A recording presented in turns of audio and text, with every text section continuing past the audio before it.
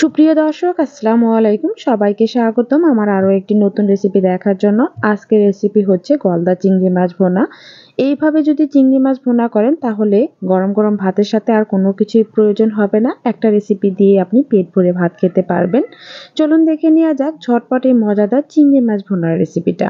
প্রথমে আমি এখানে ১ কেজি চিংড়ি মাছ খুব ভালো করে কেটে ধুয়ে পরিষ্কার করে নিয়েছি। মাছের এই অংশটা কিন্তু প্রচুর পরিমাণে ময়লা থাকে মলদ্বারের মতো, সেগুলো খুব সুন্দর করে আমি কেটে পরিষ্কার করে ধুয়ে নিয়েছি। আর লবণ দিয়ে যদি আপনি ধুয়ে নেন তাহলে দেখবেন এই চিংড়ি মাছগুলো বেশ পরিষ্কার লাগবে।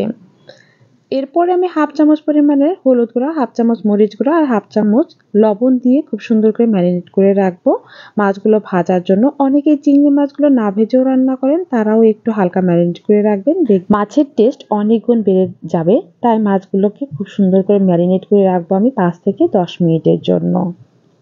মাছগুলো 10 মিনিট ম্যারিনেট করে রাখার পরে আমি চুলায় ফ্রাই প্যানে দিয়েছি সামান্য একটু তেল, আর এই তেলটুকু দিয়ে আমি মাছগুলো ভেজে নেব। কিছুটা পরিমাণে মাছ আমি দিয়ে দিয়েছি। আর চিংড়ি মাছ ফ্রাই করা কিন্তু একেবারেই সময় কম লাগে, তেলও কম লাগে।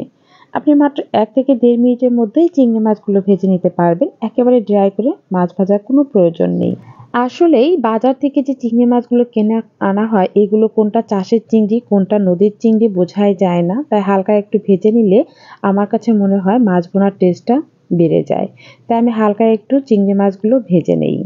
একইভাবে সবগুলো মাছ এভাবে আমি ভেজে নেব। এরপরে কড়াইয়ে পরিমাণ মতো তেল দিয়ে দিয়েছি, আর তার মধ্যে আমি হাফ কাপ পরিমাণে পেঁয়াজ কুচি ছেড়ে দেব। পেঁয়াজগুলো আমি ব্রাউন কালার করে ভেজে নেব।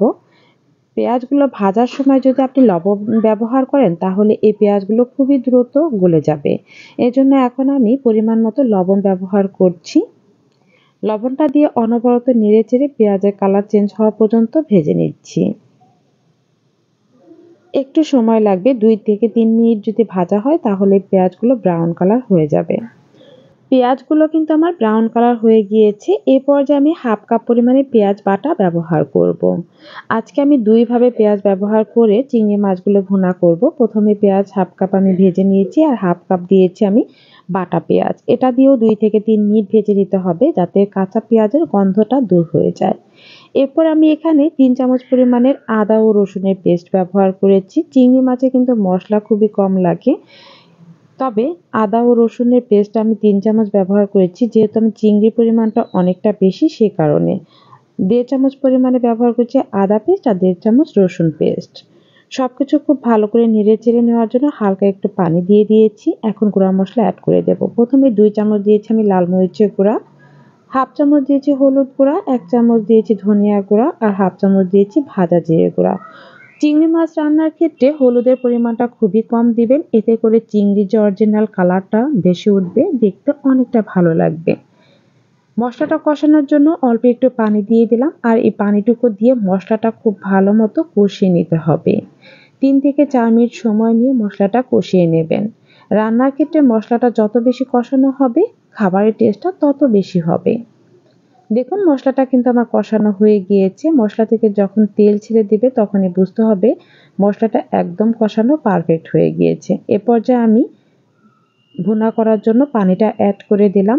পানি থেকে বলক চলে আসছে। এ পর্যায়ে আমি ভাজা মাছগুলো সবগুলোই দিয়ে দিচ্ছি।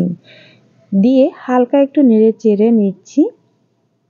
হালকা নেড়ে চেড়ে এখন ঢাকনা দিয়ে ঢেকে রান্না করব 4 থেকে 5 মিনিটের জন্য। মাঝে মধ্যে একটু নেড়ে চেড়ে দিচ্ছি। মাছগুলো হালকা একটু নেড়ে চেড়ে দিলাম। এ পর্যায়ে আমি অ্যাড করব কিছু কাঁচামরিচ ফালি। শেষের দিকে যদি কাঁচামরিচ ফালিটা অ্যাড করা যায় তাহলে খাবারের মধ্যে খুব সুন্দর একটা কাঁচা মরিচের ফ্লেভারটা বের হয়। এতে কিন্তু আমার কাছে খুবই ভালো লাগে। আপনাদের ঝাল অনুযায়ী কাঁচামরিচটা অ্যাড করে নেবেন। আরও শেষের দিকে আমি দিয়ে দিচ্ছি কিছু ধনেপাতা কুচি। রান্নাটা কিন্তু আমার প্রায় কমপ্লিট হয়ে এসেছে, গ্রেভিটাও শুকিয়ে এসেছে।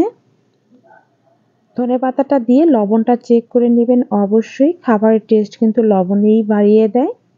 পারফেক্ট লবণ ঝাল হলে যে কোনো রান্নাই কিন্তু অতুলনীয়। রান্নাটা কিন্তু আমার একদম কমপ্লিট, ঠান্ডা হলেই আমি সার্ভ করে নিচ্ছি। তৈরি হয়ে গেল আমার গলদা চিংড়ি মাছ ভুনা। আর কতটা সহজভাবে রেসিপিটা শেয়ার করেছি তা তো আপনারা নিজেই দেখলেন। এভাবে চিংড়ি মাছ ভুনা করে দেখবেন, অসাধারণ হবে।